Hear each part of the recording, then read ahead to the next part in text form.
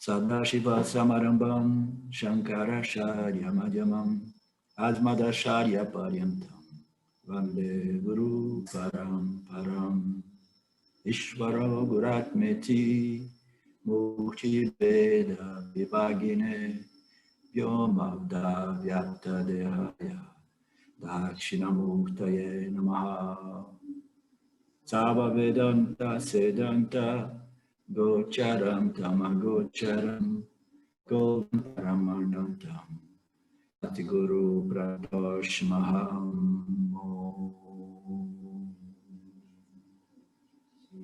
Om Shanti Shanti Shanti Om Namastê. Bom dia, Vedanta Brasil. Nós retornamos onde nós paramos na semana passada, que foi, nós estávamos os meios de conhecimentos, nós vimos os meios de conhecimento usuais, né? E o texto apresentava um comentário se referindo a meios de conhecimentos dependentes e independentes, né? Essa foi a primeira análise. Então, nós sabemos que os meios de conhecimento perceptivos, eles são meios de conhecimento primários, diretos e independentes. Significa que eles não dependem de nenhum outro fator para que o conhecimento ocorra. Os órgãos sensoriais, eles se conectam com os seus respectivos objetos naturalmente e o conhecimento, né, ocorre. Naturalmente, o conhecimento é sujeito a erro, né? O conhecimento do ser humano é muito frequentemente sujeito a erro. Por quê?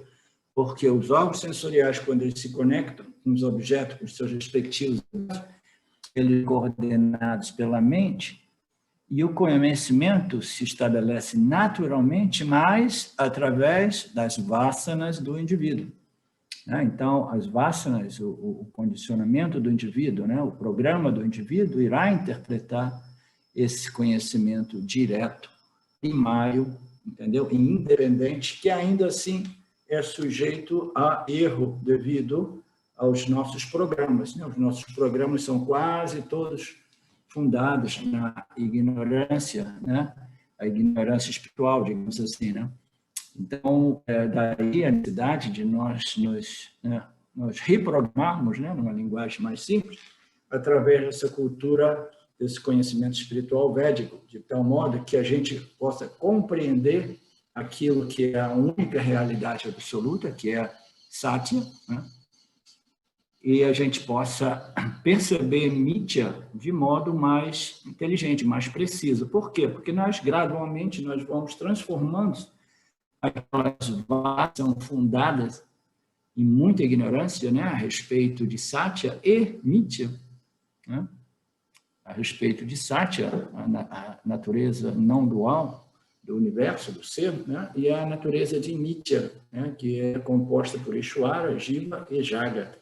À medida que nós pomos as nossas mentes a esses conhecimentos védicos, nós começamos a perceber Mithya com outros olhos também, né? A gente compreende Satya, que é o único conhecimento realmente livre de qualquer erro, é o único conhecimento independente, direto e imediato e livre de qualquer erro, porque quando você percebe aquilo que é a sua natureza, esse conhecimento não é sujeito a erro. Mas o conhecimento em relação a Mithya é sujeito a muitos erros, porque ele é uma função das percepções primárias, diretas e imediatas dos órgãos sensoriais, mas elas são coordenadas pelo intelecto, e o intelecto vai fazer isso de acordo com as suas vasanas, os seus condicionamentos.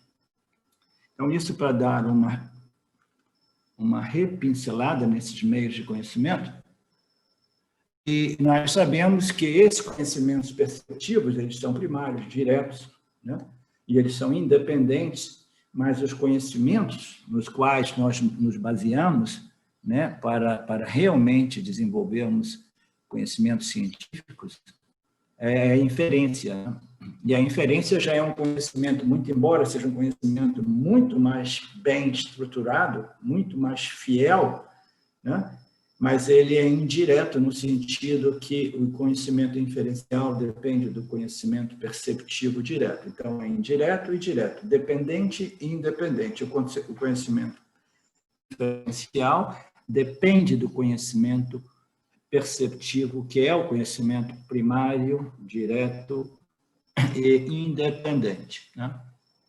Então, quando nós olhamos a esses meios de conhecimento, né, em referência ao Vedanta, nós dizemos que o Vedanta é um meio de conhecimento primário, independente, né? Ele é um meio de conhecimento primário. Nós estamos falando do Vedanta, o corpo de conhecimento, não estamos falando do autoconhecimento, que é o conhecimento Aham Brahmasmi. São duas coisas distintas.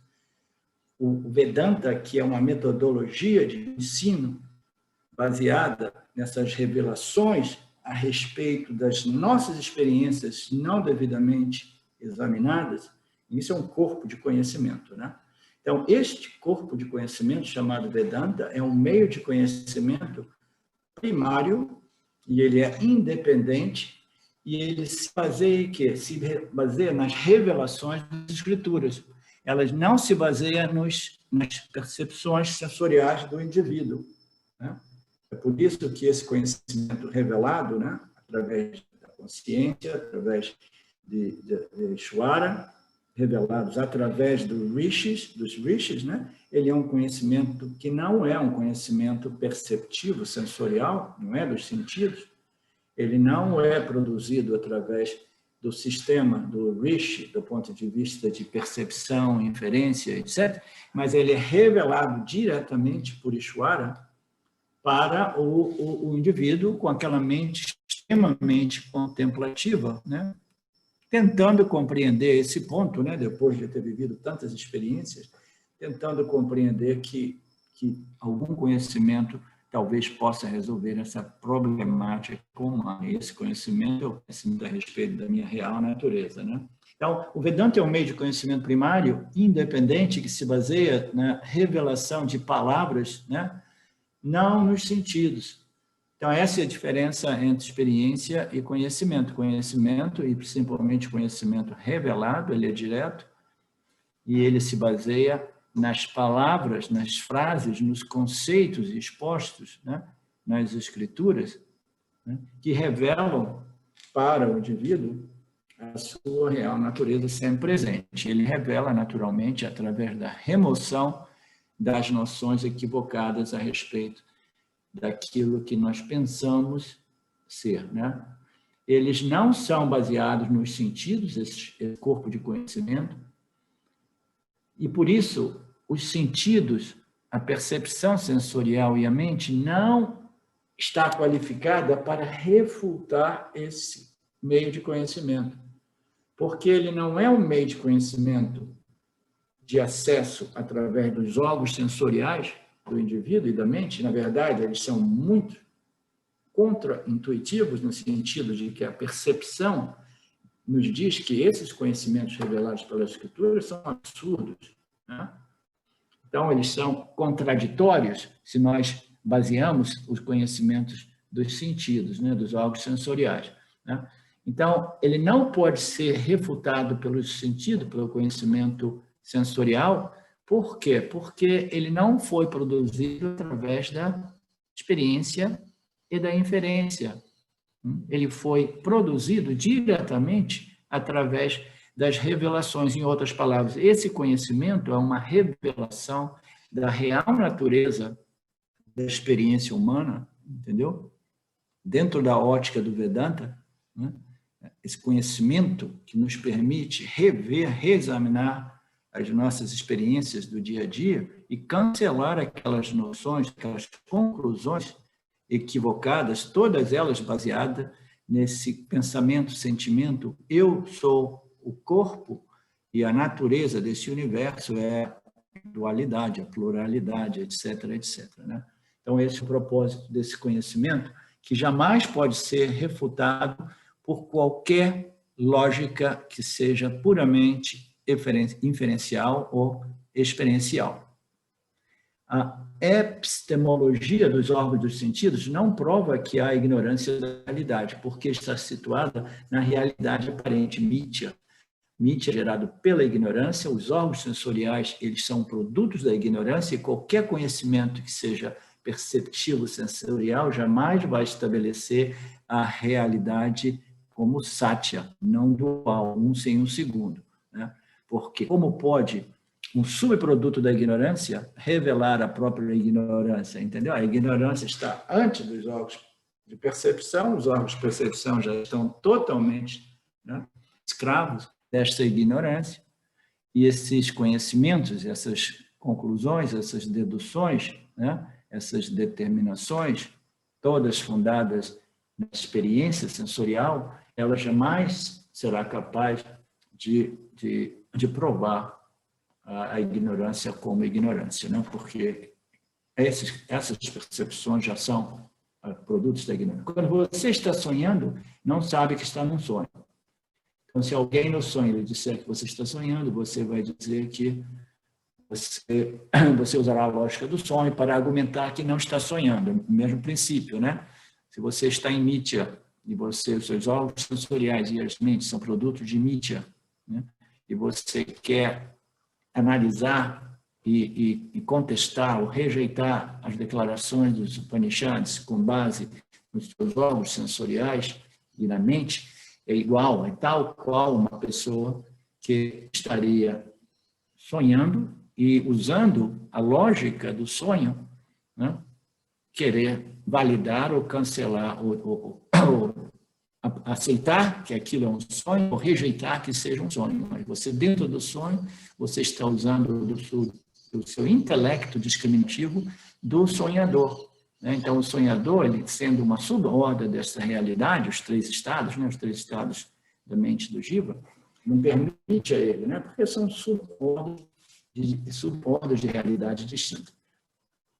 A lógica dos sonhos não leva em conta o fato de que existe um estado de vigília no qual se aplicam regras diferentes, né? Todas as análises que nós fazemos através da percepção e inferência não levam em conta uma outra ordem de realidade que se chama Satya. É por isso que os cientistas, não importa o quanto brilhantes eles sejam, eles jamais vão compreender a real natureza desta manifestação, porque eles nunca trazem em consideração Satya como a natureza do investigador. Eles permanecem extrovertidos, né, tentando encontrar a natureza, a real natureza desta manifestação, né, mas descontando a natureza do observador, que é a consciência, né? O Vedanta prova a existência da autoignorância porque suas palavras não se baseiam no conhecimento dos sentidos. As escrituras não ensinam o autoconhecimento, a menos que haja ignorância, naturalmente.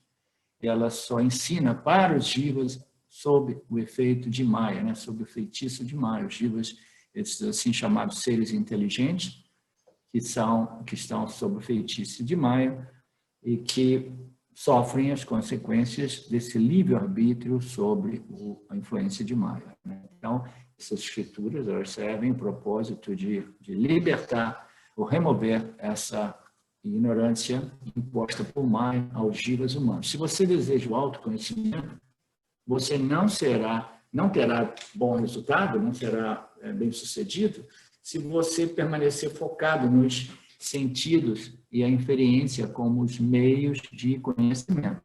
E nós tocamos nesse tema na última aula. A grande maioria das pessoas no mundo espiritual, elas querem resolver esta problemática humana através da experiência e da inferência, né?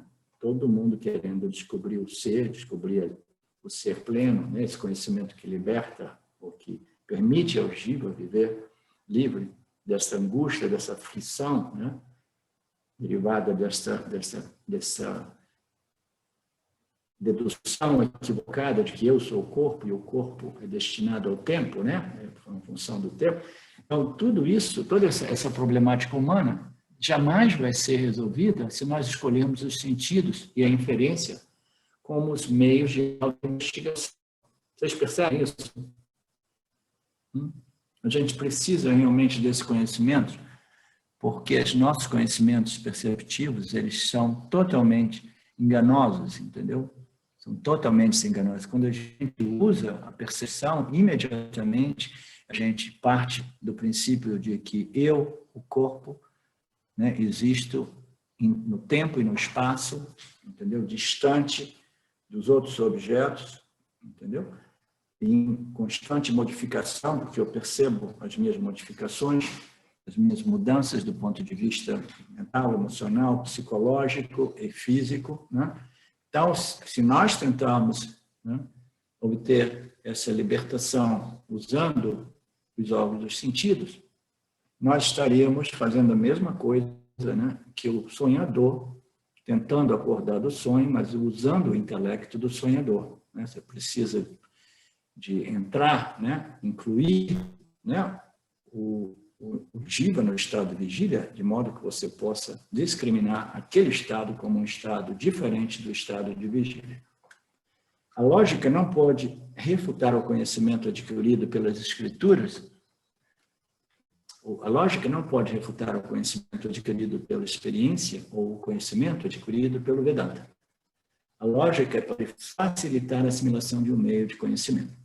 Como você pode usar a lógica para questionar a existência da auto-ignorância, uma vez que a investigação incorreta de sua própria experiência prova que você não sabe que você é satya, que você é a consciência, né? Aquilo que eu falei a respeito dos cientistas. Como você pode usar a lógica para questionar a existência da auto-ignorância? Se você faz a sua investigação de modo incorreto, né, sem saber que você é a luz do iluminador que está fazendo essa investigação, né? No momento que você se inclui dentro do campo chamado Mitya, você jamais será capaz de realmente identificar a ignorância e removê-la. Você está usando os meios de conhecimentos que são subprodutos dessa ignorância original. A análise da própria experiência, usando as ferramentas lógicas do Vedanta, nos ajuda a interpretar corretamente a experiência como o ser pleno experimentando a si mesmo, provando que existe apenas um ser pleno e ilimitado. Ok.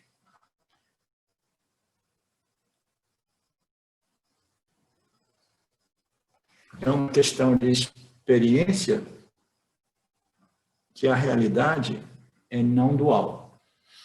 Mas somente quando a percepção é suspensa, essa é uma frase bacana, é uma questão de experiência que a realidade é não dual.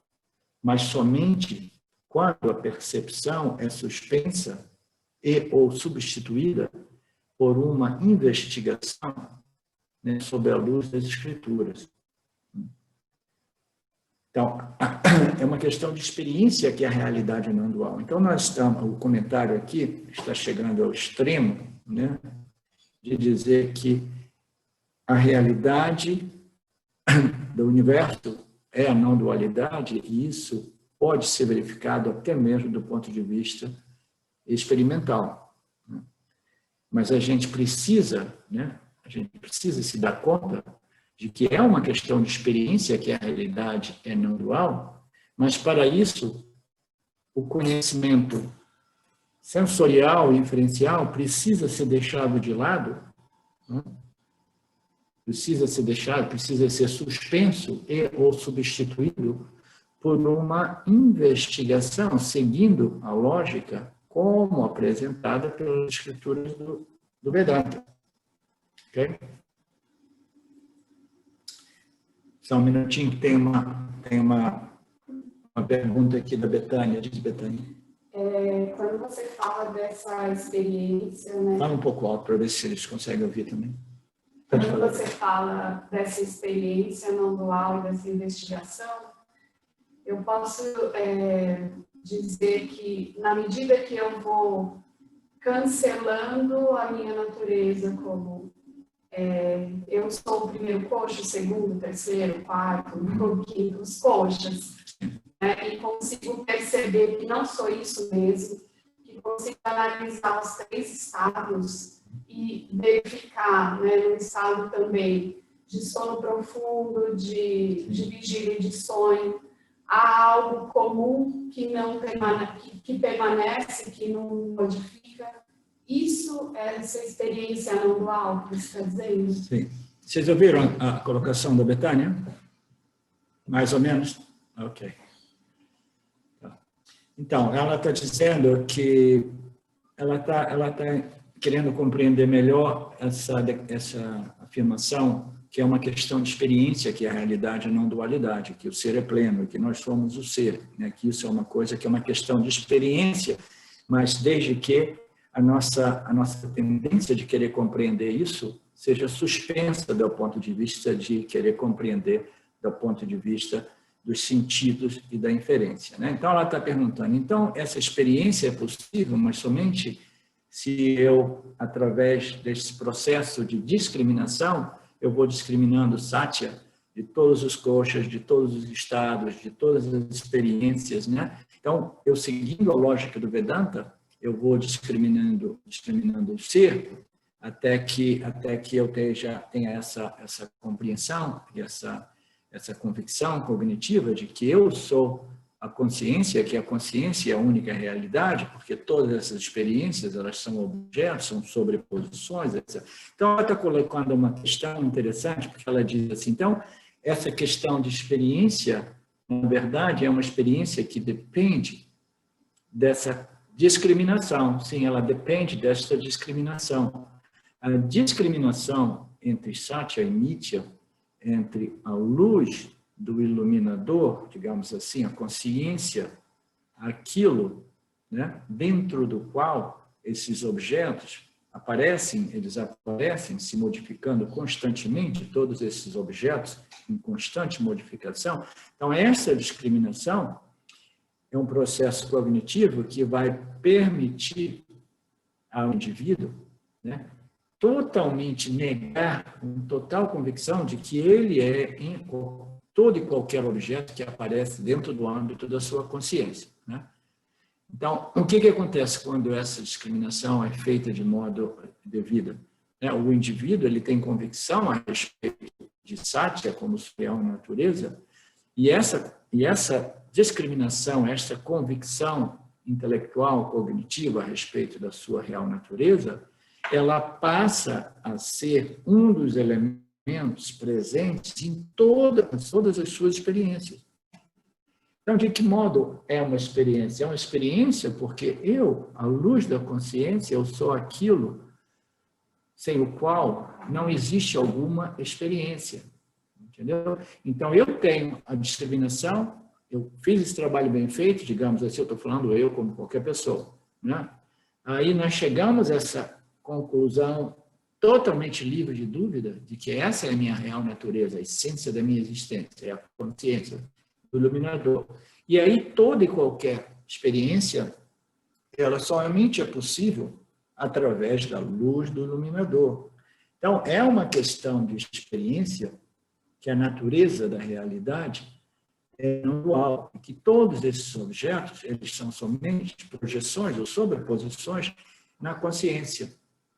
Então, uma vez que isso é muito bem discriminado, muito bem assimilado, compreendido, então o indivíduo, quando ele vive a vida experimentando a dualidade, ele não exclui aquilo que é a única realidade e que está sempre presente propiciando toda e qualquer experiência. Então, uma vez que a gente compreenda isso, então a gente sabe que se torna até mesmo uma realidade do ponto de vista experiencial, muito embora o ser não seja um objeto de experiência, muito embora a dualidade não desapareça, né, do ponto de vista perceptivo com essa assimilação do autoconhecimento, mas você corrige essa projeção, essa inversão de Maya, e você vive o mundo dos objetos desta plataforma de conhecimento de que eu sou a luz do iluminador e tudo o que está ocorrendo é simplesmente uma sobreposição na consciência que é a única realidade. Então, como é que a gente experimenta isso? A gente experimenta isso através dessa clareza de convicção, de compreensão, né, de que tudo isso ocorre dentro do âmbito dessa consciência e que toda e qualquer experiência depende da luz do iluminador. Essa luz do iluminador, que é a nossa natureza, ela brilha no intelecto de todos os jivas, permitindo aos jivas iluminarem seus meios ambientes e conhecerem os objetos dos seus campos, né? Então, você compreendendo isso, você sabe que a sua consciência de existência não dual, ela está presente em toda e qualquer experiência. Então, é por aí que a gente pode dizer que é uma questão de experiência. Muito legal. Mais alguma coisa, Betânia? Eu ia só trazer mais uma frase que é assim, é uma experiência também você perceber que tudo é temporário e que só há realmente algo imutável, esse algo, a consciência, né?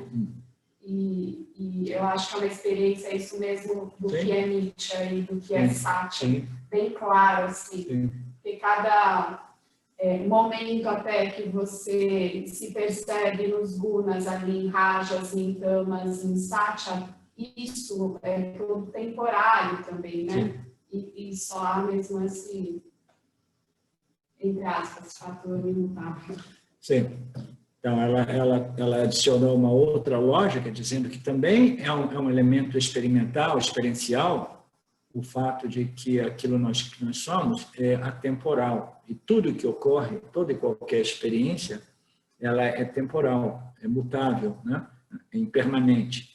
Então, é um fato, e é também esse fato, essa compreensão, ela propicia um elemento experiencial de que eu sou aquilo que jamais se modifica, né? Então, esse é um outro modo de fazer essa discriminação entre eu e aquilo que ocorre dentro de mim. Eu sou aquilo que jamais se modifica e tudo aquilo que aparece dentro do âmbito dessa consciência é em constante modificação, né? Discriminar aquilo que muda daquilo que não muda, aquilo que é permanente de tudo aquilo que é passageiro, impermanente. Né?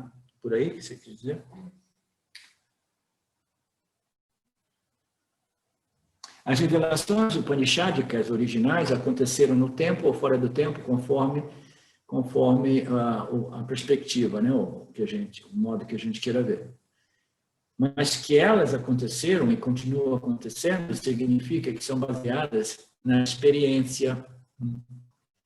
Então, por que diz aqui que essas revelações são baseadas na experiência? Porque essas revelações, elas servem ao propósito somente de cancelar ou neutralizar os nossos conhecimentos, as nossas compreensões equivocadas, que são todas fundadas, entendeu? Em percepção e inferência.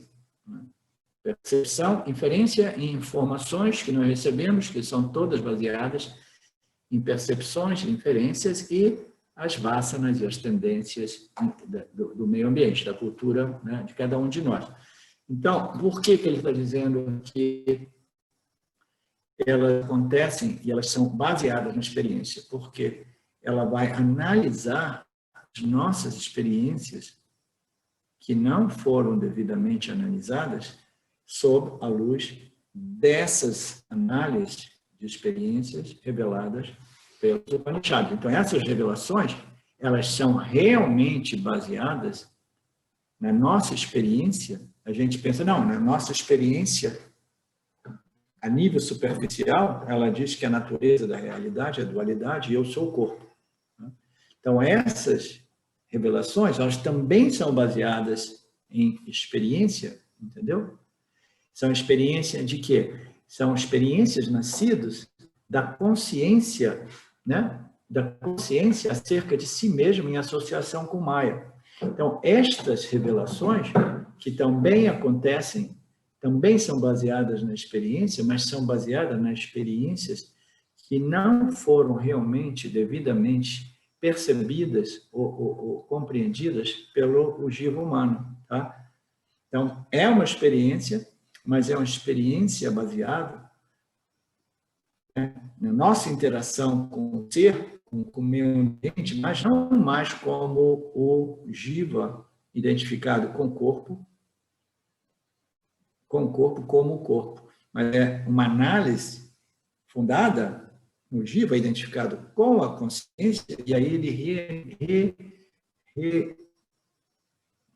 reexamina as suas experiências sob a luz dessa outra perspectiva do Vedanta. Quando o Vedanta analisa as nossas experiências não devidamente analisadas, a primeira coisa que o Vedanta faz é transferir o nosso centro, né, de gravidade, digamos assim, o nosso centro de identificação para a consciência. Aí a gente analisa, aí a gente descobre, entendeu?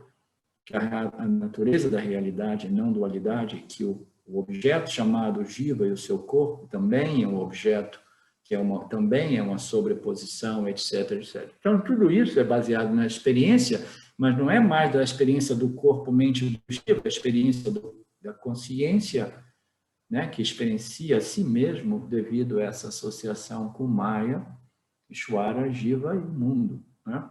Vocês entendem essa nuance?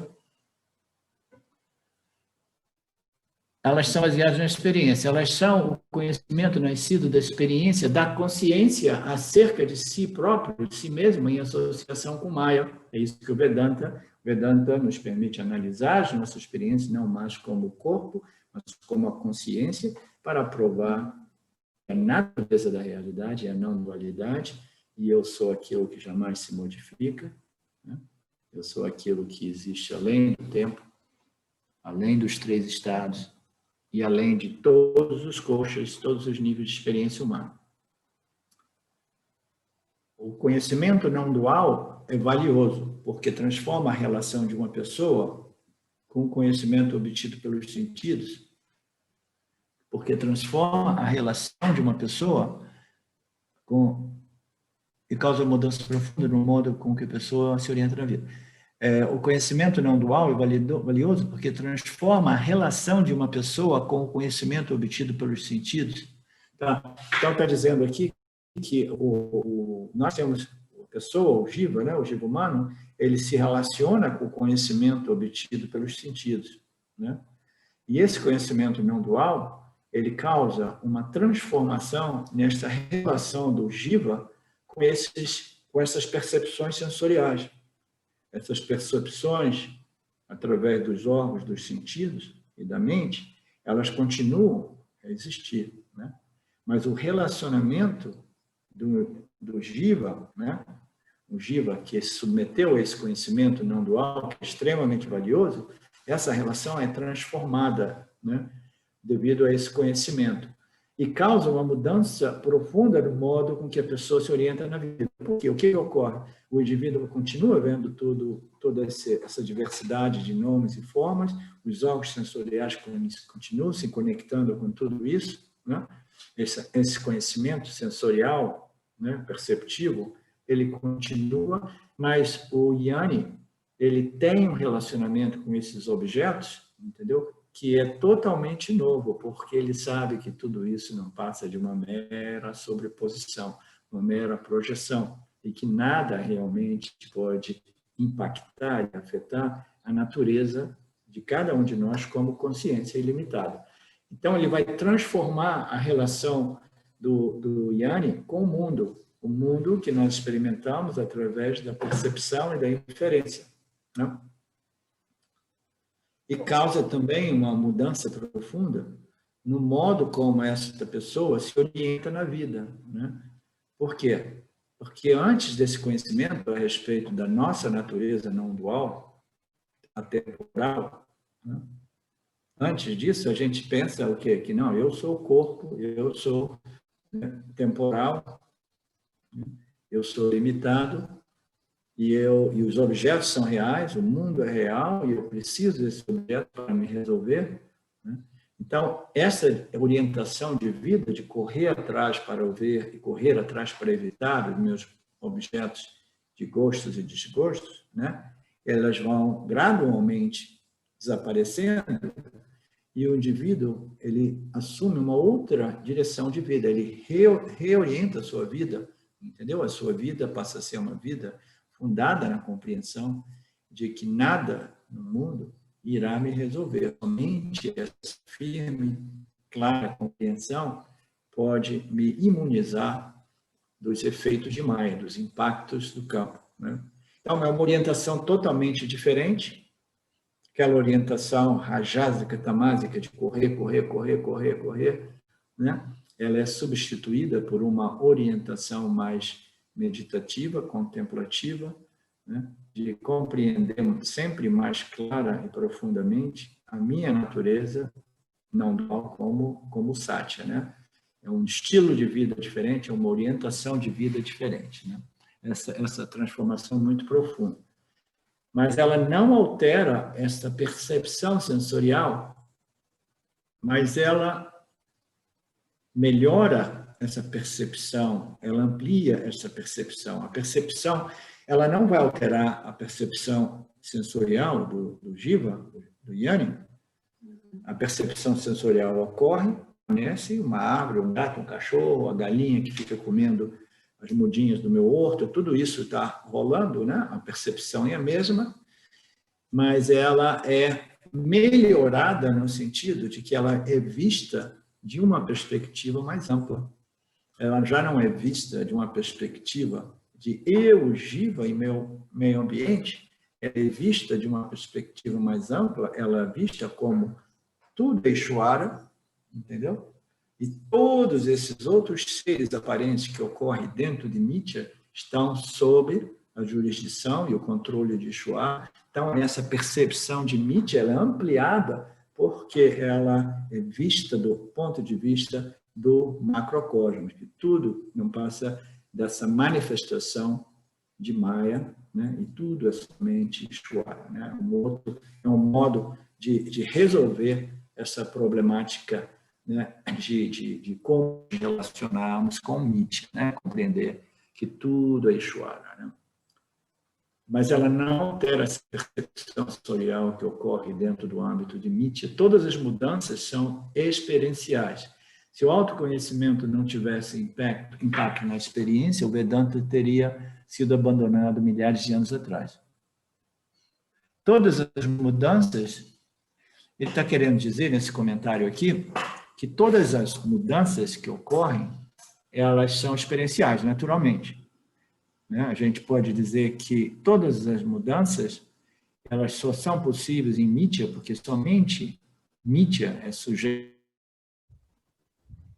Esse conhecimento não dual não altera a percepção sensorial, mas a amplia, porque o Nitya, né, essa interação com o campo é visto, né, de uma perspectiva mais ampla, perspectiva de que tudo é somente os gunas, tudo é somente Maya, Ishvara, né, dinamizando todas essas atividades, né, e dinamismo que ocorrem dentro do universo, né?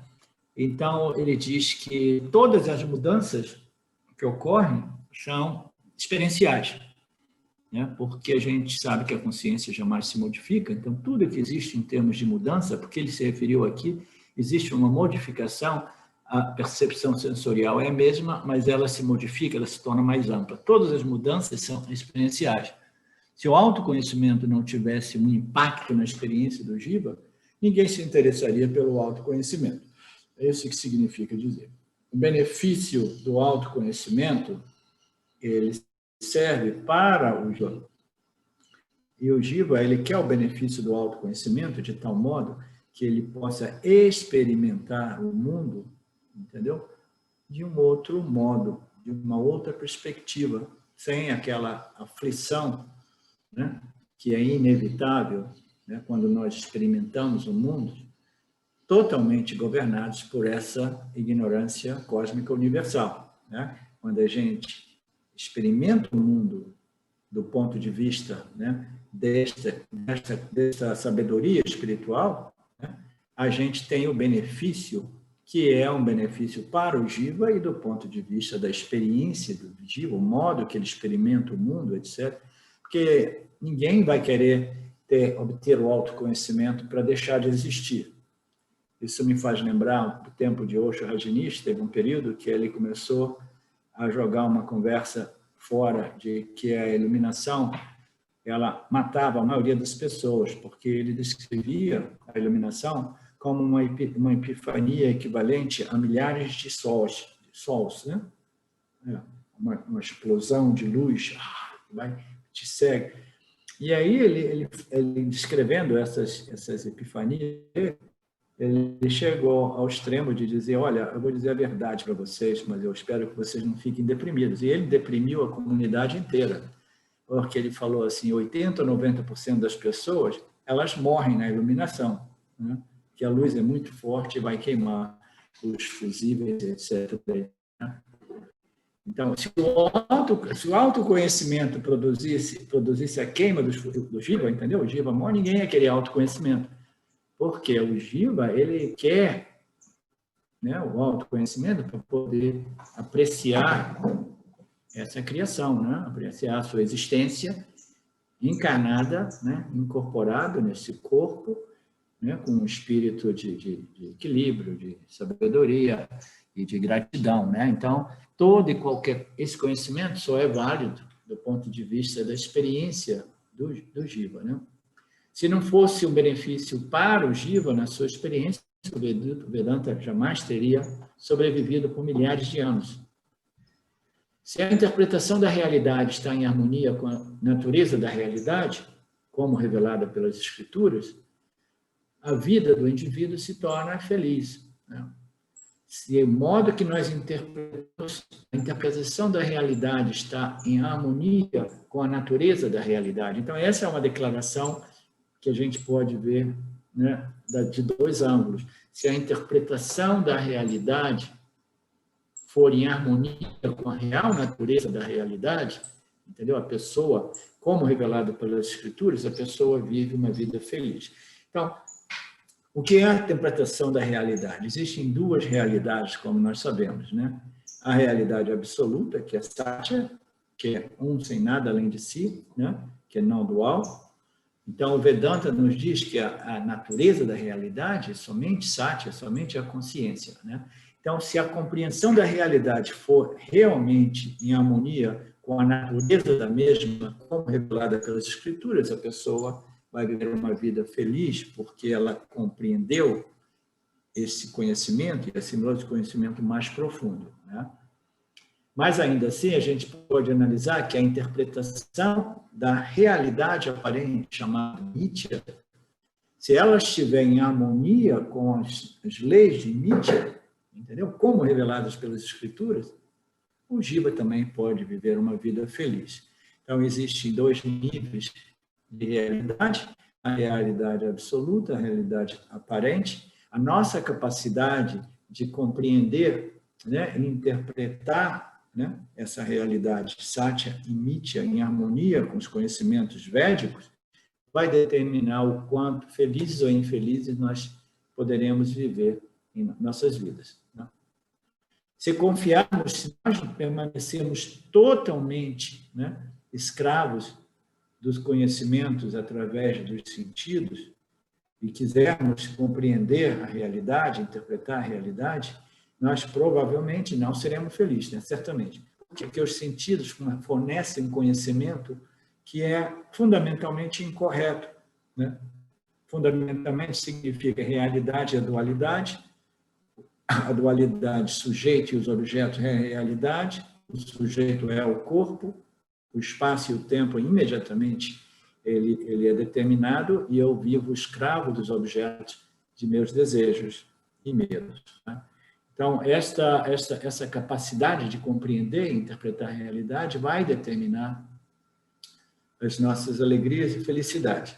Se nós permanecermos presos aos conhecimentos perceptivos sensoriais, se nós rejeitarmos esses conhecimentos que não foram originados dos homens, mas foram revelados para os homens, se nós rejeitamos esse conhecimento espiritual, então nós temos que viver com base aos nossos conhecimentos, né, em relação à Mithya, e esses conhecimentos são puramente sensoriais, né, sentidos e inferência. E a gente não terá nenhuma condição de resolver esta problemática humana. Esse conhecimento revelado não se baseia no testemunho, a revelação não se baseia no testemunho imediato dos sentidos, como nós já determinamos. Por exemplo, o conhecimento da gravidade não foi alcançado por se sentir a gravidade. Olha que interessante essa análise, né? essa revelação. O que é um conhecimento revelado? É um conhecimento que sempre esteve presente, mas aparentemente ocultado por nossas próprias ignorâncias, né? Esse universo, ele é produzido, né, através de sattva, inteligência, conhecimento puro, e é essa inteligência, esse conhecimento que mantém e sustenta esse universo, como se o conhecimento, a inteligência, fosse o tecido deste universo, né? Nós chamamos isso de pura sattva, ou Ishvara, né? Então, esse conhecimento revelado, como qualquer outro conhecimento revelado, é um conhecimento que opera sem início. It's not eternamente sem início, porque é a fábrica do universo. O universo não é produzido por ignorância, muito embora o Jiva experimente o universo do ponto de vista da ignorância, entendeu? Mas o universo é produzido através de pura inteligência e conhecimento, que é Ishvara, Sattva, né? Então, o conhecimento revelado é todo e qualquer conhecimento que sempre esteve presente, mas eu precisei descobri-lo, né? Essa palavra descobrir, né? Significa eu tenho que remover a minha ignorância a respeito desse conhecimento, de modo que esse conhecimento seja revelado para mim. Eu tenho que tirar a tampa da ignorância, né? Rajas, então, isso precisa ser, né, minimizado, diminuído, de modo que esse conhecimento possa ser captado, né, compreendido, né? Então, ele dá um exemplo aqui, que o gravidade. Como exemplo, o conhecimento da gravidade não foi alcançado porque a gente teve uma experiência da gravidade. Ah, não, como é que você descobriu a gravidade? Ah, não, porque eu estava me sentindo pesado, e eu tive essa experiência direta, sensorial, da gravidade. Não, o conhecimento da gravidade foi obtido através da compreensão cognitiva, através da observação de fenômeno, né? Então, esse conhecimento, ele sempre existiu, ele não era um conhecimento escravo, né, da minha experiência sensorial direta, mas de um processo cognitivo de observação dos fenômenos ao nosso redor, né? Então, como exemplo, o conhecimento da gravidade não foi obtido porque a gente estava ali sentindo a gravidade, mas foi através de uma análise do comportamento de objetos, né, no cosmos, mais próximos, né, da nossa atmosfera, aquelas próprias. A gente vê a maçã que cai, a gente nunca viu uma maçã cair para cima, né? Então ela cai para baixo. Então, as pessoas que foram observando esses fenômenos chegaram à conclusão de que existe uma força que, né, a gente determinou que chamou ela de gravidade, que ela opera sempre, né? Então, isso foi obtido através da observação e da análise cognitiva. Conhecimento suficiente, reunido através dos sentidos ao longo do tempo, se acumulou inconscientemente para fornecer uma visão da lei por trás do comportamento de todos os objetos em queda. Olha que bacana isso. Esse conhecimento que ele sempre inicia através da percepção, né? Ele foi se acumulando inconscientemente através dos séculos para fornecer uma percepção, né? Uma clareza de apreensão da lei por trás do comportamento dos objetos em queda, né? Não haveria conhecimento se não houvesse experiência anterior a partir da qual raciocinar. Então, todo e qualquer conhecimento é fundado na experiência perceptiva, no conhecimento primário, direto e imediato, através dos sentidos. Todo e qualquer conhecimento, ele parte dessa base que é percepção. Ishvara, quando projetou o universo, e aí ele se deu conta que ele precisava dos agentes que pudessem conhecer, né, experimentar o universo, ele foi desenvolvendo os nossos órgãos sensoriais a partir dos 5 elementos.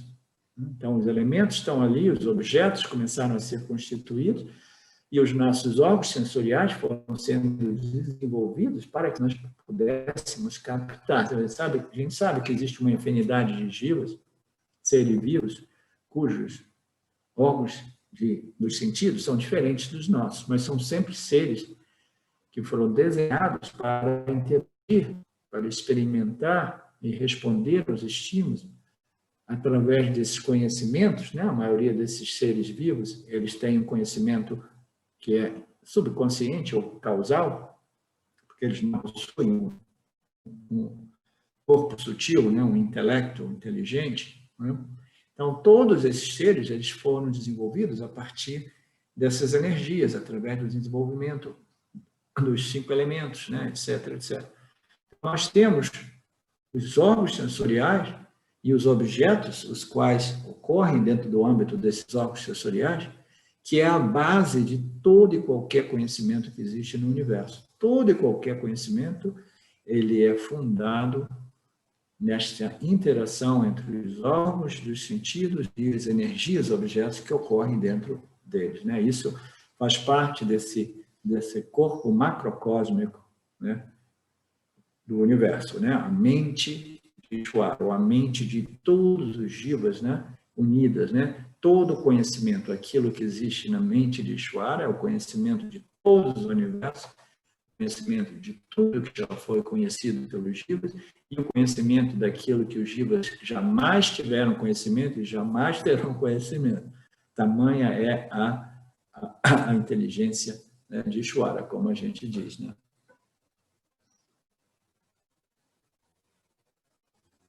Quando dizemos que o Vedanta não vem da mente humana, mas vem ou através da mente humana, né? Ele não foi produzido através da mente humana, mas ele é revelado para a mente humana, não queremos dizer que nenhuma experiência esteja envolvida.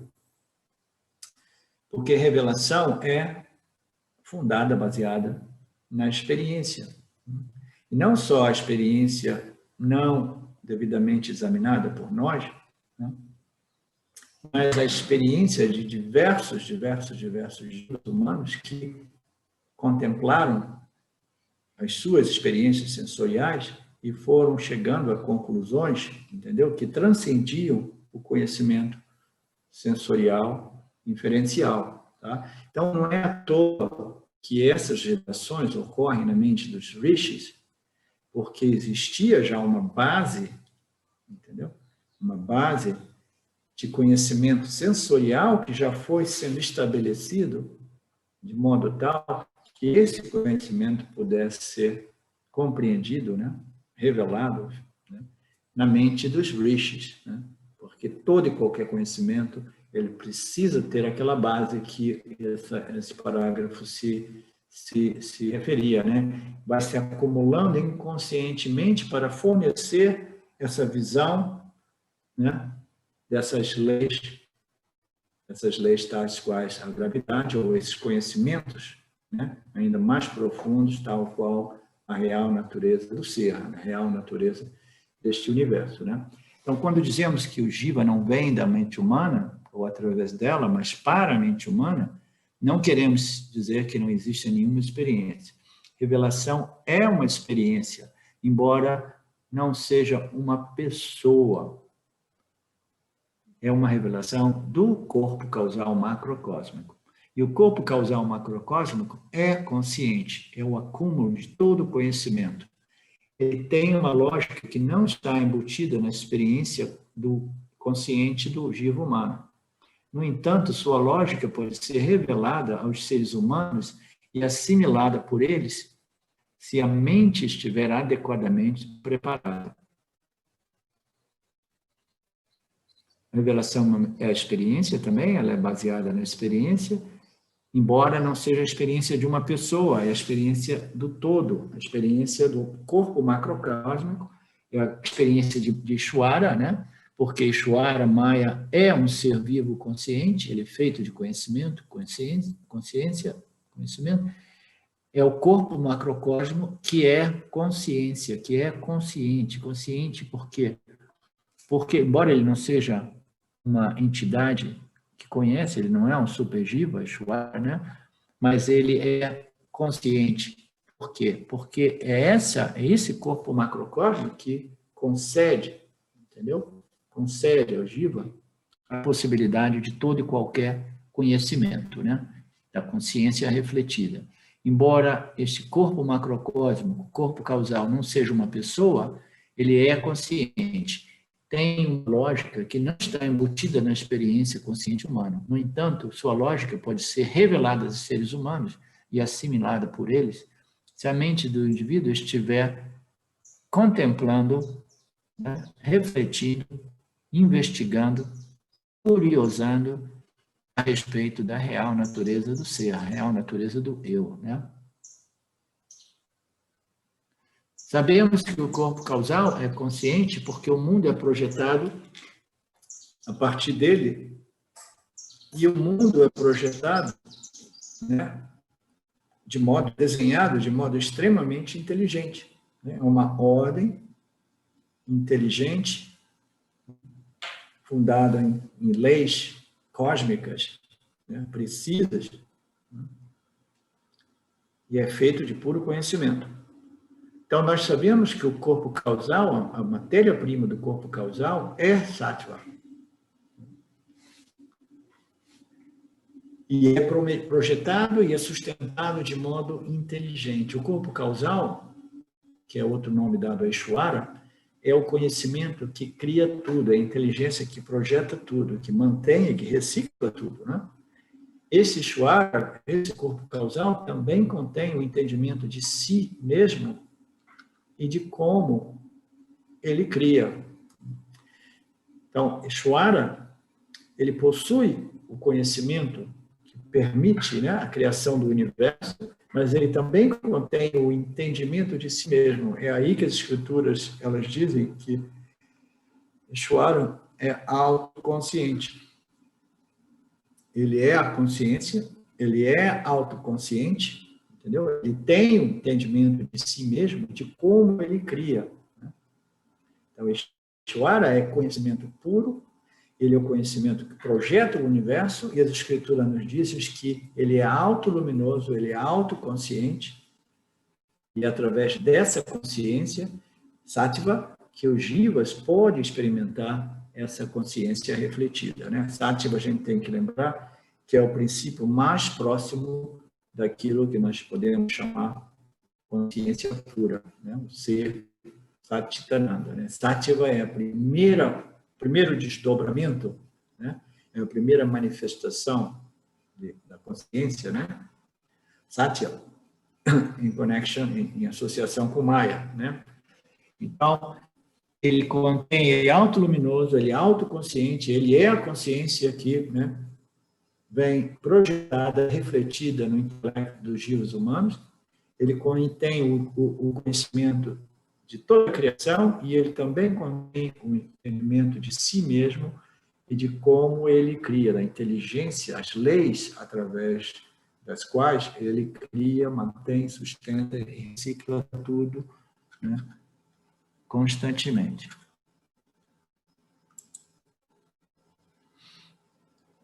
Ishvara revela esse conhecimento continuamente através de epifanias não duais, que podem ser interpretadas correta ou incorretamente, né?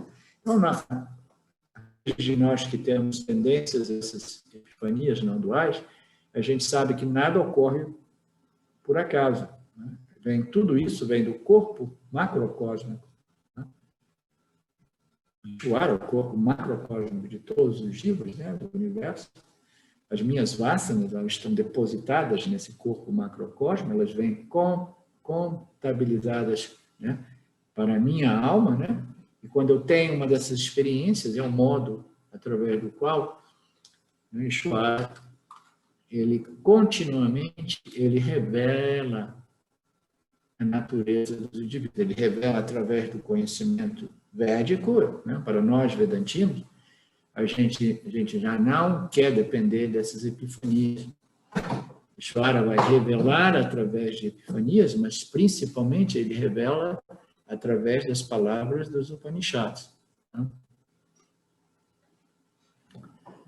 Ele revela esse conhecimento também através de epifanias não duais. Mas essas epifanias, elas podem ser interpretadas incorretamente. E, infelizmente, quase que invariavelmente, elas são mal interpretadas. Tá? Mais importante, esse conhecimento também é revelado através dos ensinamentos do Vedanta, que podem ser interpretados incorretamente, mas assumindo que o aluno e o professor sejam qualificados, não haverá interpretação incorreta. Né? Então, essas epifanias, elas são indicações, né, aos indivíduos que começam a contemplar, meditar, refletir, quase sempre eles fazem isso intuitivamente, e eles tendem a desenvolver uma mente mais satívica e são mais propensos a essas epifanias, principalmente dependendo das vássanas espirituais do indivíduo, né? Então, essas epifanias, elas são boas, elas são importantes, mas quase que invariavelmente, o indivíduo ele permanece mais focado no cor, no cheiro, nas cores, nas formas dessa epifania, e muito frequentemente eles não a interpretam devidamente, né? Eles ficam mais presos no aspecto sensorial da epifania e menos do aspecto de conhecimento, o conhecimento que pode ser extraído de uma epifania. Uma epifania é somente tão boa quanto o conhecimento extraído de uma epifania. Aí aqui o comentário diz, mais importante das epifanias, o conhecimento revela, também é revelado através dos ensinamentos do Vedanta. Então, o conhecimento da natureza não dual, embora possa ser, né, obtido através dessas epifanias não duais, as assim ditas epifanias não duais, né, ele pode ser mais devidamente e corretamente apreendido através dos ensinamentos dos Upanishads, que também são sujeitos a interpretações incorretas, mas desde que o aluno ele possua a humildade, né, de desenvolver um relacionamento com o seu professor. Então, esse aluno, ele provavelmente é qualificado e um professor válido, honesto e competente. Aí, a possibilidade de interpretação equivocada é já corrigida, né, eliminada. O autoconhecimento, como qualquer outro conhecimento, funciona. Não é preciso tentar descobrir o conhecimento de como fazer o queijo, por exemplo, porque ele já foi revelado. Né? Isso me lembra quando nós abrimos o nosso restaurante na Itália, nos Estados Unidos. Né? Eu abri um restaurante italiano e eu sempre fui um amante da cozinha, eu fui um cozinheiro, né? Desde que eu abandonei a minha profissão, eu assumi essa profissão de cozinheiro e eu cozinhava nos ashrams de Osho Rajneesh também. Né? Então, eu abri esse restaurante e eu falei assim, nossa, a cozinha italiana não existe nada de mais fabuloso, é maravilhosa, é uma cultura, é um conhecimento que existe, né, já há milhares de anos, desde os tempos dos romanos ou antes dos romanos. O povo italiano ele sempre foi, né, obcecado por explorar os prazeres sensoriais do paladar, misturando ingredientes, cozinhando a coisa, fazendo queijos dentro do poço, fazendo queijo em cima da árvore. Eles fazem, tem coisa louca na Índia, na Itália, né? Então, quando nós abrimos aquele restaurante, eu falei assim, a gente não vai querer reinventar a culinária italiana, a gente não vai querer reinventar a roda, como diz o ditado, entendeu? Você não pode melhorar aquela cozinha tradicional italiana, porque ela ali é fundada em conhecimentos milenares, desenvolvidos, etc., etc., né? Ele sempre funciona, e não é preciso tentar descobrir o conhecimento, por exemplo, da cozinha italiana, ou da produção de queijo, ou da roda. Por quê? Porque já foi revelado, né? Não é necessário tentar experimentar o ser para se obter o conhecimento acerca dele, porque o Vedanta já o revelou, entendeu? Desde o início dos tempos. Então, o conhecimento, Aham Brahmasmi, foi disponibilizado pelos Upanishads desde o início da criação né, do tempo quando os primeiros indivíduos humanos começaram a contemplar sobre a natureza, a real natureza do ser, do eu, né? Então, esse conhecimento já foi revelado, ele é revelado, e às vezes a gente dá boas gargalhadas, né? Quando a gente vê essas pessoas no mundo espiritual moderno querendo melhorar os ensinamentos do Vedanta, dizendo, não, eu sou capaz de reinventar as revelações dos Upanishadas, e eu vou misturar essas revelações com algumas interpretações pessoais, vou misturá-las com algumas noções da física moderna, da anatomia, da ciência, da astrologia. Então, eu vou fazer um coquetel e vou chamar isso. Esse é o conhecimento, né, espiritual dos novos tempos, né, para o homem moderno, etc, etc. Então, isso é tudo bobagem, porque esse conhecimento ele funciona há milhares de anos e ele foi revelado diretamente, né, através dos rishis, né, pela consciência, através dos rishis, e é melhor que a gente faça uso dele assim como ele foi revelado há muito tempo. Os instrumentos da experiência também é o instrumento do conhecimento. Então, está dizendo aqui que o instrumento que nos permite experimentar também é um instrumento de conhecimento. Olha que curiosidade. Por quê? Porque nós já estabelecemos que todo e qualquer conhecimento ele é fundado no conhecimento primário, direto, né, independente, chamado percepção. Então, os conhecimentos sensoriais são as bases de todos os conhecimentos, né? E ele diz que esses conhecimentos eles são obtidos através dos instrumentos de percepção dos órgãos sentidos. A gente precisa dos instrumentos físicos, né? E a gente precisa dos instrumentos sutis, os órgãos de percepção e os instrumentos físicos de percepção. Eles devem estar em boas condições de saúde, né? O corpo, a mente e o corpo físico, e aí nós podemos experimentar e conhecer. E essa frase, ela enfatiza isso, que o instrumento da experiência é o mesmo instrumento do conhecimento. Porque o conhecimento não é possível sem a percepção, que irá gerar inferências, né? E que vai ser determinado, julgado e determinado, discernido pelo intelecto, né? Então, o aspecto, né, dos pensamentos sensoriais, o contato com o campo, né? A percepção sensorial, emocional, né? Ela vai ser analisada e determinada pelo intelecto. Então, os mesmos órgãos de percepção sensorial são os órgãos que permitem a nós o conhecimento. Por isso que, muitas vezes, quando eu me refiro aos objetos, eu sempre gosto de dizer objeto de experiência, e muitas vezes eu digo objeto de conhecimento, né? Porque a experiência e o conhecimento, entendeu? Eles são inseparáveis. Porque todo conhecimento ele nasce da percepção dos sentidos, entendeu? A origem de tudo, né?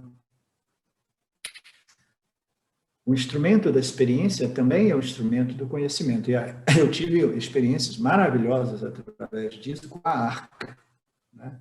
Eu tive uma experiência linda, profundamente maravilhosa, onde ficou claro para mim, eu compartilhei com o grupo, que todo e qualquer conhecimento é fundado nos órgãos dos sentidos, é perceptível por natureza, né? E eu vi ao extremo dizer que até mesmo o autoconhecimento ele depende desses conhecimentos perceptivos. Eu lembrei agora disso, foi um insight muito bacana que eu tive em associação com os meus amigos da Arca. Não sei se tem alguém da Arca aqui, deixa eu ver. Tem, deve ser o Mário, ou talvez o Mário e a Thaís.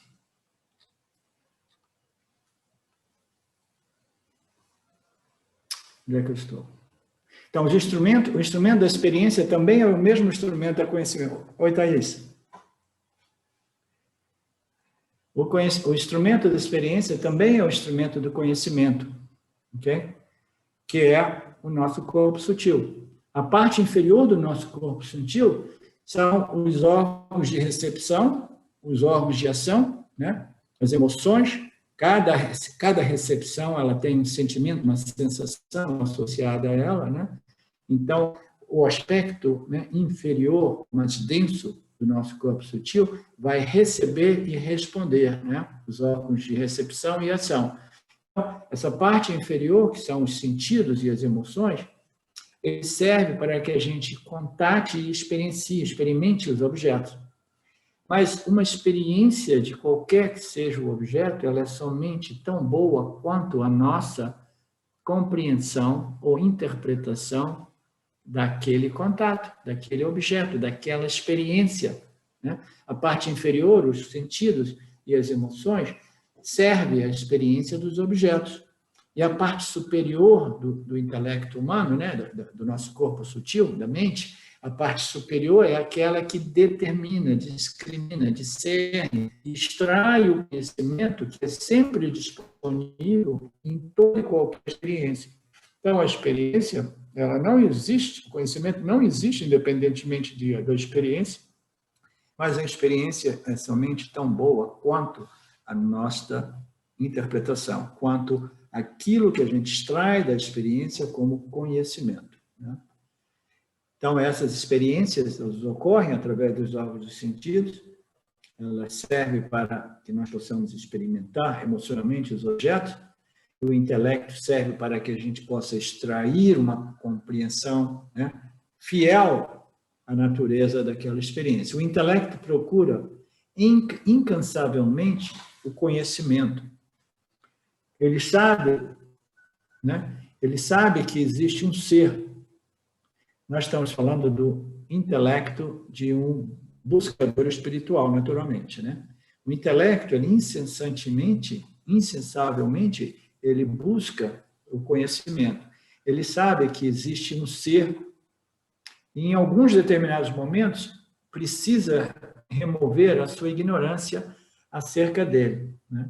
Então, quando o indivíduo ele amadurece, ele inevitavelmente ele começa a contemplar a sua própria existência, a sua própria vida, né? O seu próprio eu, né? Ele vai contemplando, refletindo, meditando, e em um determinado momento ele vai sentir essa urgência de querer remover essa ignorância a respeito do que eu sou realmente, né? O que é esse eu, né?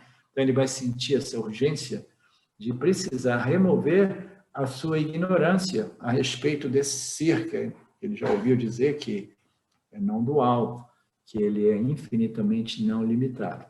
Como a tendência à experiência é muito poderosa, o intelecto geralmente se condiciona a aceitar o conhecimento oriundo dos sentidos, mas logo ele vai aprender o seu erro. Então, inicialmente, mesmo para aqueles de nós mais propensos a essas experiências mais místicas, né, mais epifânicas, né, o intelecto, ele por ser extrovertido, né, em direção aos objetos, ele muito frequentemente ele é condicionado a aceitar o conhecimento oriundo da percepção inferencial, da percepção sensorial. Mas, em seu devido tempo, o intelecto ele vai naturalmente se sentir atraído, né, pelos conhecimentos védicos, né? E aí ele vai começar a se orientar através do conhecimento revelado pelas escrituras, entendeu? E as experiências elas vão ser reexaminadas sob a luz desse conhecimento. Então isso vai permitir o indivíduo a obter, a extrair um conhecimento, né? Um conhecimento preciso, né, da realidade contido dentro de uma experiência, quando ele faz essa análise de sua experiência sob a luz dos ensinamentos védicos. O Ramana Maharaj, Bhagwan Ramana Maharaj, ele tinha 17 anos quando ele teve a sua epifania, e, de qualquer modo, ele conseguiu, ele obteve, ele extraiu o conhecimento. Eu sou a consciência e a minha consciência jamais irá morrer. A morte desse corpo que está ocorrendo agora, ele teve uma experiência de near death, como se diz? Near death? Quase morte. Tem uma abreviação. de quase morte, uma experiência de quase morte, que é uma experiência comum. Na idade de 7 anos, ele estava morrendo, sem nenhum problema físico, mas ele entrou naquele estado de pânico e ele percebeu que ele estava morrendo, né? E dentro daquela epifania, que é uma experiência que muitas pessoas têm, ele discriminou, ele viu o que vai morrer, o que está morrendo aqui, e ele se deu conta que o corpo estava se morrendo, mas ele não podia ser o corpo que está morrendo, porque ele estava testemunhando a morte do corpo. Então, por que ele conseguiu extrair o conhecimento de uma experiência de quase morte? Porque diversas pessoas têm experiências de sair do corpo físico e ainda assim não extraem devidamente e têm a compreensão: eu não sou o corpo físico, entendeu? Porque o intelecto ele fica à mercê dessas tendências voltadas a experiências e ele geralmente ele aceita o conhecimento oriundo dos sentidos, entendeu? Ele não consegue interpretar devidamente aquelas experiências do mesmo modo que Ramana Maharaj interpretou e extraiu o conhecimento que era disponível naquela experiência. De modo que, do mesmo modo, qualquer pessoa que tem uma tendência a deixar o corpo físico e observar o corpo físico, né, de um outro plano, ela deveria, se ela não estivesse, né, tão presa, né, tão amarrada pelas gunas e por Maya, etc., ela deveria estabelecer claramente: eu não sou o corpo físico. Mas, ainda assim, aquele conhecimento não é devidamente assimilado devido às nossas vasanas, né, fundadas nessa ignorância profundamente arraigada: eu sou o corpo físico. Né? É lindo. É lindo. Oi, Thaís. Eu vou aproveitar seu tempo, então, para falar um pouquinho sobre como tem sido a nossa caminhada aqui, né, com a Arca, porque aqui a gente já faz experiência, fornece, né, proporciona experiências místicas, e a gente já teve contato, sei lá, com umas 2.000 pessoas que tiveram essa experiência através da gente, né? E não existiu nenhum Ramana Maharaj no meio delas, né? E a gente tem percebido que a gente também fez o nosso grupo inicial, né, de introdução ao Vedanta, justamente para colaborar com essa transição das pessoas que estão presas, né, na experiência, mas que não encontram na experiência a discriminação que elas buscam, né, essa completude, essa lembrança de quem elas são verdadeiramente. E mesmo antes do Vedanta, a gente falava muito para as pessoas assim, que o ritual, né, com as medicinas da floresta, com toda essa epifania, ele começa de fato quando ele termina aqui, né? Quando as pessoas regressam para as suas casas, é que elas têm a oportunidade de transformar a vida delas, porque aqui elas estão num outro estado, né? Alterado de consciência. E a gente falava isso com muita clareza porque a gente sentia isso, né? Com as nossas próprias epifanias. Mas aí as pessoas perguntavam: como que eu faço isso? E a gente não sabia responder até encontrar o Vedanta, né? Então, dentre essas 2.000 pessoas que fizeram várias experiências e não encontraram iluminação, a gente se inclui, né? Eu e o Mário. E então, foi através do Vedanta que a gente conseguiu discriminar, né, e vencer fora do alterado de consciência, né? Então, a gente tem sido muito feliz assim nessa caminhada, e até aproveito para deixar aí a nossa gratidão por isso, porque cada dia mais hoje a gente consegue dar essa resposta para as pessoas, né? Quando elas dizem como, perguntam como, a gente fala: agora a gente tem um caminho, né? A gente tem um método de autoinvestigação, né? Então, que não é bem um caminho, é a única coisa que existe que faz sentido. Sim, isso é legal. Cada dia mais. Bacana, legal. Obrigado por compartilhar. Sim. E depois eu gostaria de falar com você e o Mário, quando vocês tiverem tempo, vocês que são super ocupados, vocês me dizem, tá? Tá bom, vamos marcar. O intelecto procura incansavelmente o conhecimento. Ele sabe que existe um ser e, em determinado momento, precisa remover a ignorância sua a respeito dele. Como a tendência à experiência é muito poderosa, o intelecto geralmente se condiciona a aceitar o conhecimento perceptivo oriundo dos sentidos. Mas, né, mais cedo ou mais tarde, digamos assim, ele corrige, né, essa tendência e ele naturalmente encontrará o Vedanta. Nesse momento, o Vedanta aparece de alguma forma na vida do indivíduo. O intelecto acredita que, embora o que o Vedanta diga seja muito contraintuitivo, devido à sua longa experiência na dualidade, né, as vasanas profundamente, né, resistentes às escrituras vedantinas, aquelas vasanas, né, que creem fielmente, né, que eu sou o corpo, eu sou a mente, que essa história de não dualidade é simplesmente conto de, como é que se diz? Conto de carrochina, alguma coisa assim.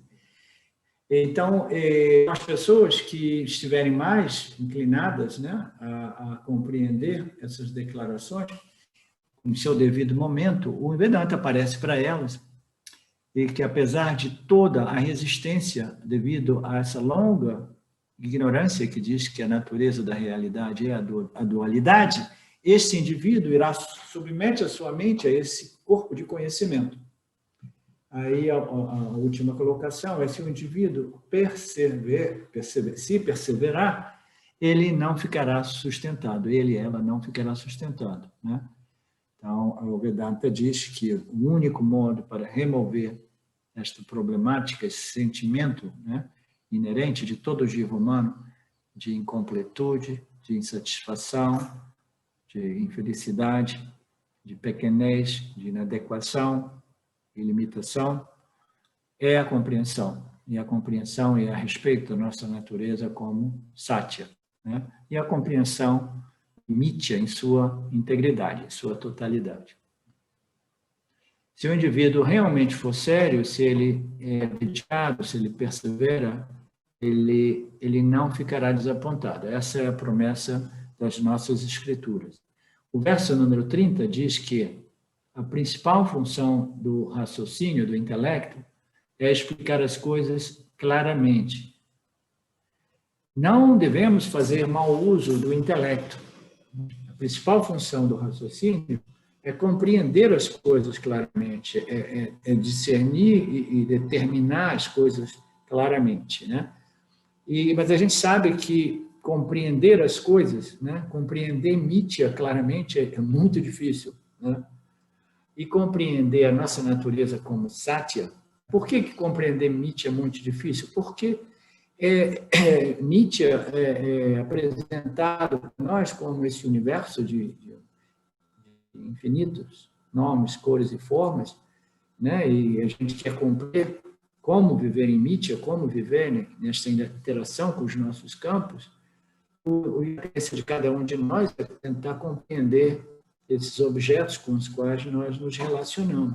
E é muito difícil compreendê-los, as leis que governam, né, o campo, os objetos, etc., etc., saber o que é realmente um conhecimento fiel ao objeto e o que é um conhecimento, entendeu, equivocado a respeito de um objeto. É uma das coisas mais difíceis, é por isso que a gente diz Ishvara é all-knowing, né, aquele que sabe tudo, né? E os jivas, eles estão constantemente tentando compreender Mithya, mas com muitas limitações a respeito disso, né? Então, a gente diz que a principal função do raciocínio é compreender as coisas claramente, né? Isso é válido para Mithya e para Satya. Do ponto de vista dos Upanishads, a gente quer compreender a natureza não dual do eu, da consciência, da existência de tudo. Então, a gente quer compreender isso claramente. E a gente não deve fazer mau uso desse intelecto, caso o nosso objetivo seja compreender as coisas claramente, fielmente, né? Principalmente compreender a natureza não dual desta manifestação, né? Mas o que significa não fazer mau uso desse intelecto?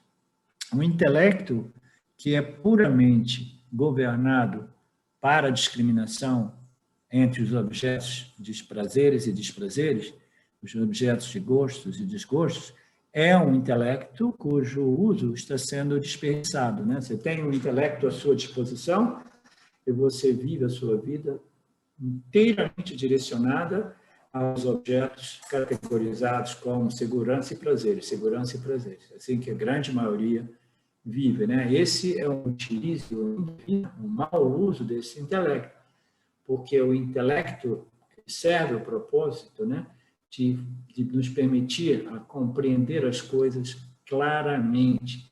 Não serve o propósito de buscar aquilo que eu tenho prazer e evitar aquilo que me causa desprazer, mas o intelecto de uma pessoa realmente contemplativa é voltado para a compreensão, a conhecimento, e menos voltado para a experiência sensorial. Ele quer compreender mais, experimentar menos, muito embora a experiência seja inevitável, mas elas passam e o intelecto do indivíduo não, né, se agarra nas experiências. Elas veem as experiências passando como nuvens no céu azul, né? Então,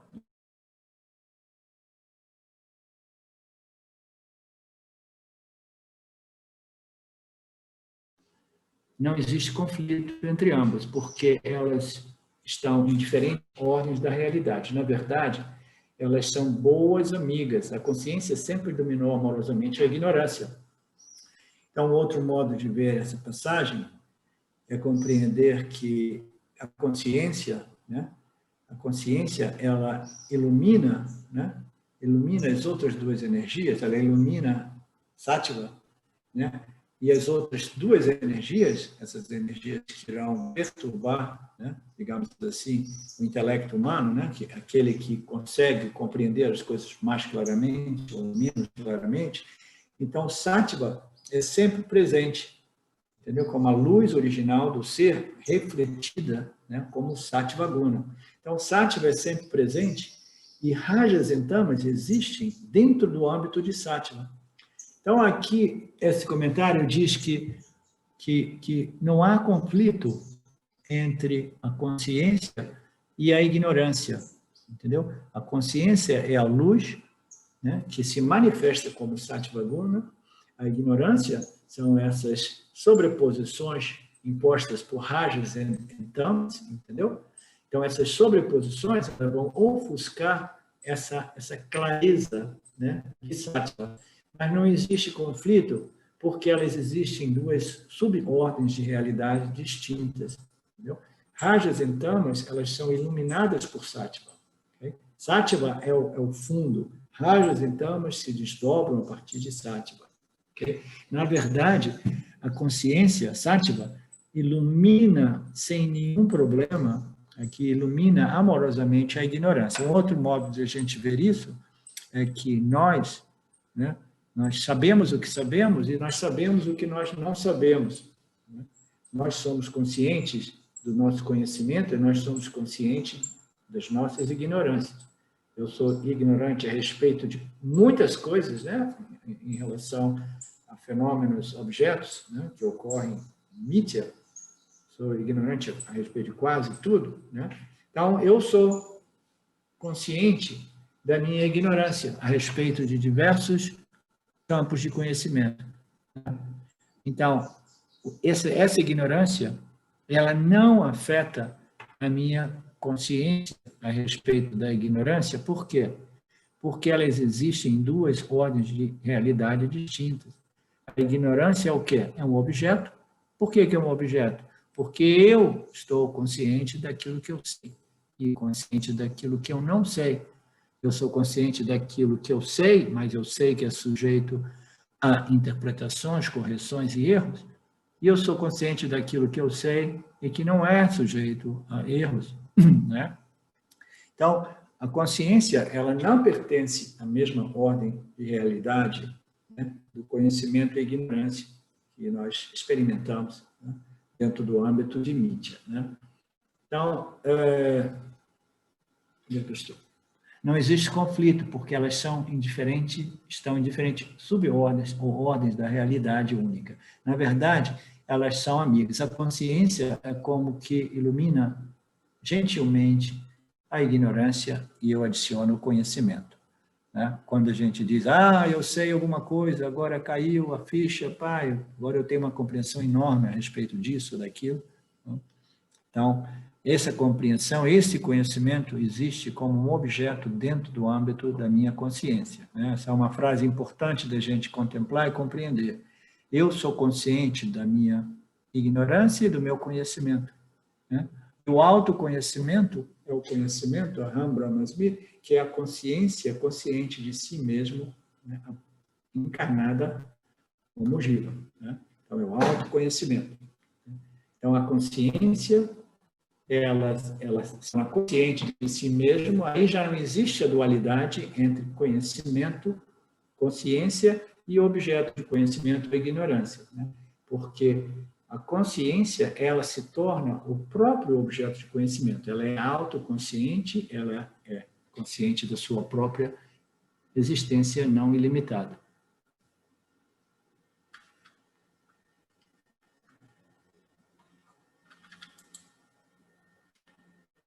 A consciência sempre, né, ilumina a ignorância. Usamos mal a lógica porque não levamos em consideração nossos próprios viéses, biases. Alex? Ok. Sim. Usamos mal a lógica porque não levamos em conta as nossas tendências inconscientes, as vasanas. Né? Então, isso aqui já se refere, né, mais claramente aos conhecimentos a respeito dos fenômenos de Mithya. Né? Nós vamos deduzindo, concluindo, determinando, né, com base a percepção e inferência, mas nós usamos mal esse intelecto porque não levamos em consideração os nossos programas, as nossas tendências, os nossos condicionamentos, os nossos biases, os nossos vieses. Okay?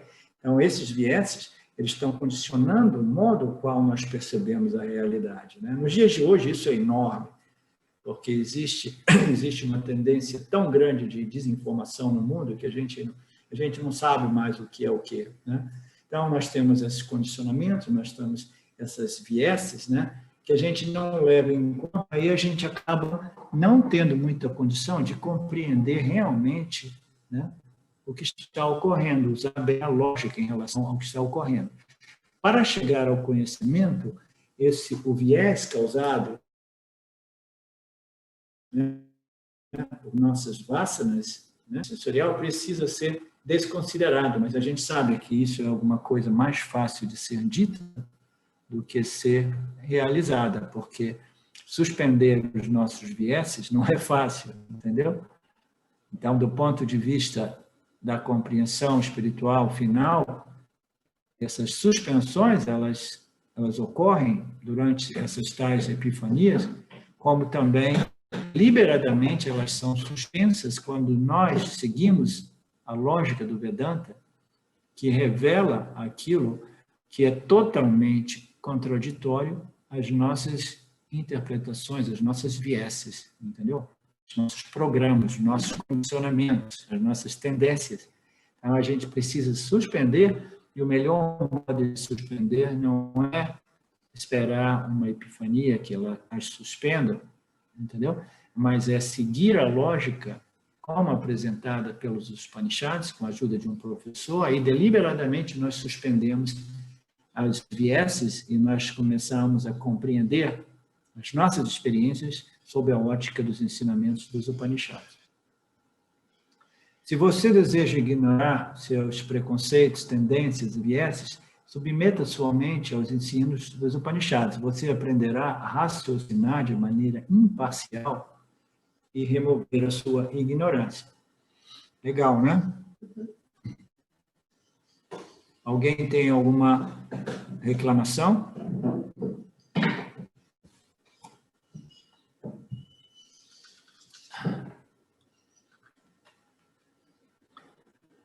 Ok.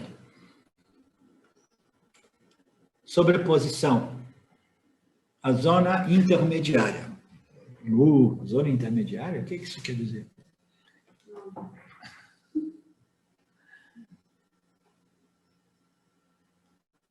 O verso 31, que experimentamos a ignorância e seu poder obscurador é um fato. A consciência e a ignorância não existem em conflito, como nós vimos, determinamos no verso anterior, né? Nós sabemos que é um dado de fato o poder obscurador chamado a ignorância, porque a gente sabe que eu sou ignorante de muitas coisas, né? E eu sou, né, como buscador do autoconhecimento, eu busco o autoconhecimento porque eu sou consciente da minha autoignorância, né? Ninguém busca o autoconhecimento se nós não somos conscientes da nossa autoignorância. Os samsaris, eles não buscam o autoconhecimento porque eles não são conscientes da autoignorância deles. Eles têm convicção de que eles são o corpo e a mente. Ele acha que o corpo e a mente é o ser. Então, nós só buscamos esse autoconhecimento na medida que nós somos plenamente conscientes desse poder obscurador como um fato, né? A consciência e essa ignorância não estão em conflito. Se a consciência e essa ignorância fossem contraditórios, como o obscurecimento poderia ser conhecido?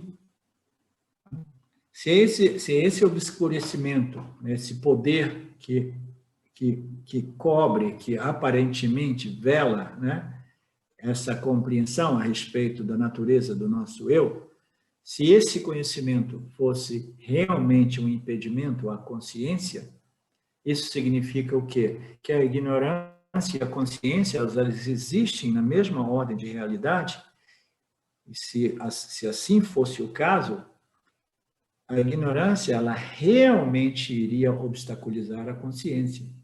Mas a consciência é livre e independente da ignorância. E por que ela é livre e independente da ignorância?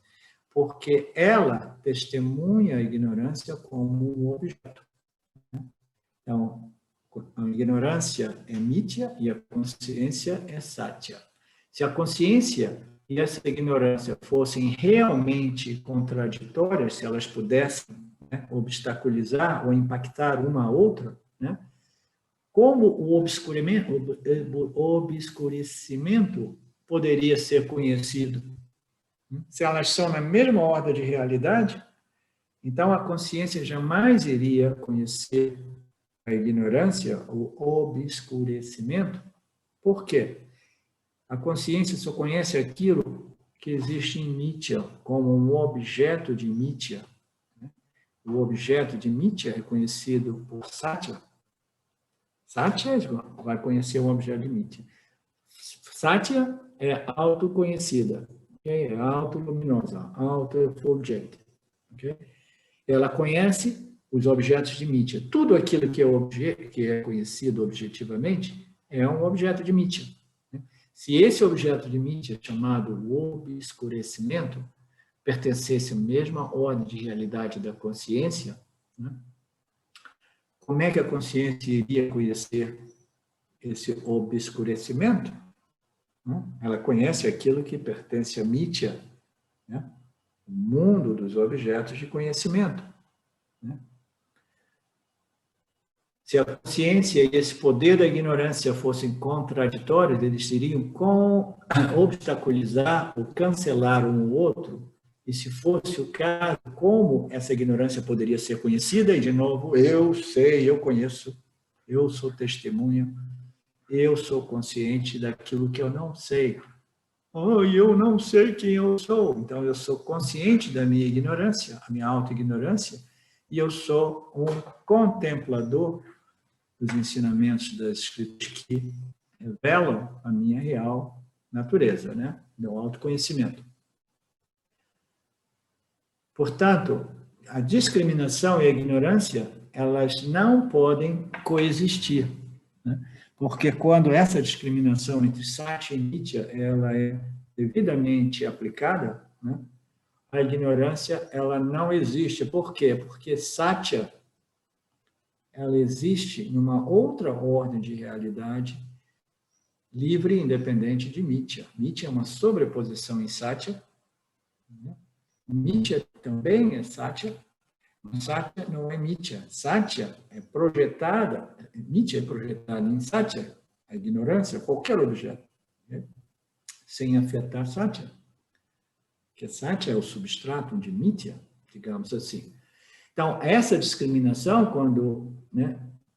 quando feita de modo devido e apropriado, ela não consegue coexistir com a ignorância, porque quando você diz que eu sou a luz dentro do qual todo e qualquer objeto, né, iluminado por mim é experimentado e conhecido, imediatamente eu sei que eu não coexisto com esses objetos, porque esses objetos eles são meras projeções e eles são substituídos uns após os outros, né, continuadamente. Eles não coexistem. Vocês entenderam esse ponto? Alguma dúvida a respeito disso?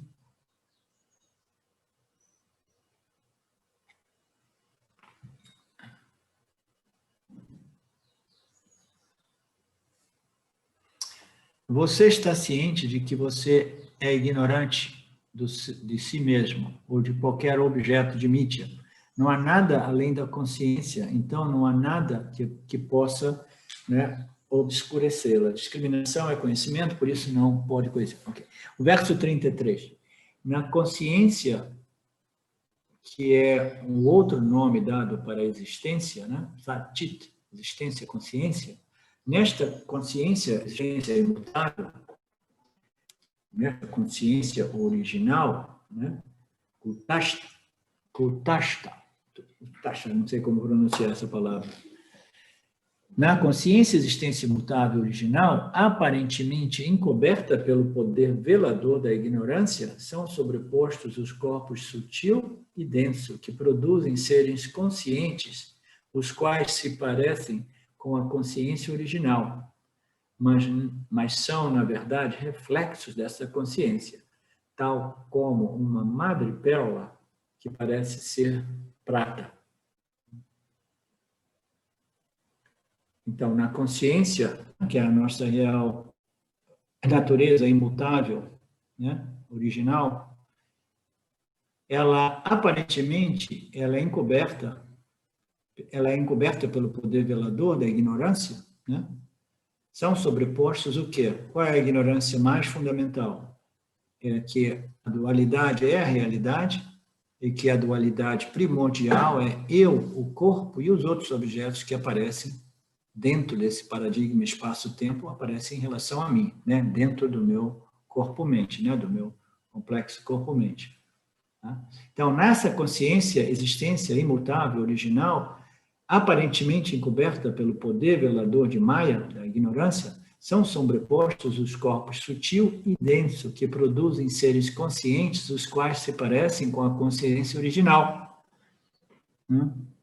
Então, a sobreposição primordial é o corpo sutil e o corpo denso. É aquilo que nós nos referimos de novo, como o complexo corpo-mente, ou a construção corpo-mente, né? Então, esse complexo corpo-mente é a sobreposição primordial que ocorre dentro do âmbito da consciência, né? Porque é neste complexo corpo-mente que a consciência refletida surge.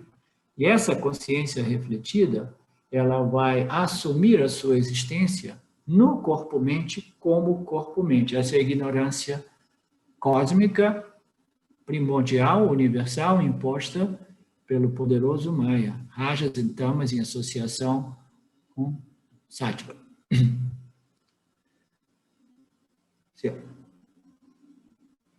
Aparentemente encoberta pelo poder velador da ignorância, o corpo sutil e o denso são sobrepostos, produzindo esses seres vivos, chamados jivas, os quais se sentem a consciência, se sentem a existência, parecem com a consciência original, mas, na verdade, são meros reflexos, até que eles compreendam que o reflexo, fundamentalmente, é a mesma luz da consciência, né? Os quais se parecem com a consciência original, mas, na verdade, são reflexos. Então, qual é o problema do reflexo da consciência? O problema do reflexo da consciência é acreditar que o reflexo é a consciência. Embora o reflexo seja a consciência, você não pode sobrepor o complexo corpo-mente na consciência e dizer que a consciência é o complexo corpo-mente. Entendeu? Lembra aqui, Mithya é Satya, mas Satya não é Mithya. Esse complexo corpo-mente, ele só pode dizer realmente que eu sou Satya na medida que ele compreendeu de qual modo ele é Satya e de qual modo ele não é Satya. Ele é Satya em sua real, fundamental, essencial, livre e independente natureza, como consciência original, que reflete no complexo corpo-mente para produzir o fenômeno jiva. Então, o fenômeno jiva, sendo consciência refletida, ele precisa compreender que a sua real natureza é a consciência original. Caso contrário, se ele não tiver acesso a esses conhecimentos que discriminam a consciência original e a refletida, ele vai pensar que eu sou o ser e, inevitavelmente, ele vai se sentir limitado. Por quê? O complexo corpo-mente é limitado em todos os sentidos. Né? Então, o complexo corpo-mente, ele vai se sentir limitado em todos os sentidos, e ele vai pensar que eu sou o ser e a natureza do ser é a limitação. Né? E o ser nada mais é do que matéria, energia, porque o corpo-mente é pura energia. Então, essa é a sobreposição original. Né? Os jivas, esses seres vivos, que são a consciência refletidas através desse aparato, o complexo corpo-mente, eles assumem que este reflexo, esta sobreposição seja o ser. E ele precisa compreender que ele não é o ser como energia, ele é o ser como espírito que deu origem a essa energia chamada complexo corpo-mente. Vocês compreendem? São expressões importantes, sutis, né? Que precisam ser compreendidas.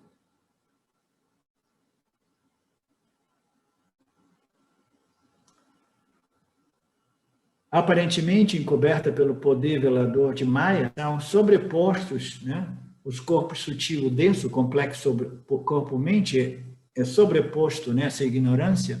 Eu sou o corpo, eu sou a mente, eu sou a energia. Então, ele vai produzir esses seres vivos, né, chamativos, os quais são a consciência, se parecem com a consciência, mas são identificados com a energia e, portanto, não conseguem realmente apreciar e desfrutar a real natureza desse reflexo como consciência original. Né? Eu estou interpretando e elucidando ainda mais o significado desse verso. Os quais se parecem com a consciência, embora sejam a consciência, eles se parecem com a consciência porque eles existem e eles experienciam a consciência, né? Eles existem, eles experienciam a consciência, mas qual é o problema desse reflexo? Eles se sentem limitados. E a consciência original é Sat Chit Ananta, é a existência e a consciência infinitamente não limitada. Então, este complexo corpo-mente, esse fenômeno jiva, se ele estiver identificado com o fenômeno corpo-mente, ele vai se sentir limitado pelo tempo e limitado em todo sentido possível e imaginável. Então, ele precisaria de crescer espiritualmente, amadurecer, até que esses conhecimentos dos Upanishads sejam disponibilizados a ele e ele possa contemplar, refletir, discriminar e assimilar o fato desse terceiro aspecto a respeito da minha real natureza, que é a existência, que é a consciência e que é a infinita. Om Purnamada Purnamidam Purnat Purnamudachyate Purnasya Purnamadaya Purnameva Vasishyate. Om Shanti Shanti Shanti. Muito obrigado a Ishvara, ao Vedanta e a todos os nossos professores e a esses encontros.